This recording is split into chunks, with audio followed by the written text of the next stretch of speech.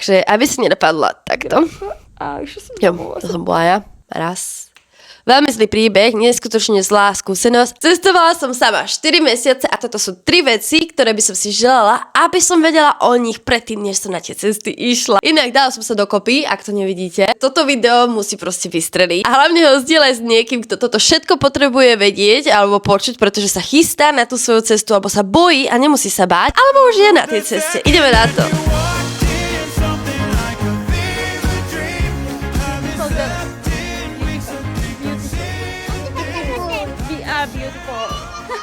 Prvé, priprav sa na to, že to bude boj s niekoľkými emóciami naraz. Bude to výbuch emócií proste. Ty ako samotná cestovateľka sa nemusíš báť, že budeš sama. Absolútne nebudeš. Budeš stretávať toľko ľudí, toľko možností ti to otvorí. Ľudia ako keby mali takú tú zodpovednosť za teba, že chcú s tebou zdieľať ten pocit, ten zážitok a viac sa vlastne spájajú s tými ľuďmi, ktorí sú sami, než s tými, ktorí cestujú vo dvojici ako pár. A ver mi, viem, o čom hovorím. Málo kedy budeš sama, hej. Tí ľudia stanú tvoja rodina, zažije s nimi tie najkrajšie momenty, na ktoré fakt, že nezabudneš a si vďačná za tie momenty v tej chvíli. A zrazu príde ten moment, kedy už tu nie sú, lebo musia odísť na tú svoju ďalšiu cestu a ty si sama. To je niečo, ako keď sa s tebou rozíde týpek a strašne ťa to boli. Dá sa to prirovnať rozchodu. Cítiš sa tak smutne, osamelo, proste prázdno. Aj napriek tomu, že nech si akokoľvek silná a zvládaš samotu a si fajn s tým, ale proste ten pocit, že zrazu tu si sama je úplne niečo ťažké to proste zvládať.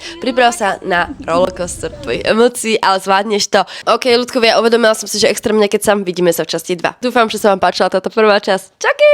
Zabudla som povedať, že sa volám Lucie. A chystám sa na tú najšialenejšiu cestu v mojom živote, ktorá sa už uskutoční v apríli a sama tomu neverím. Ešte nemám žiadne letenky, takže...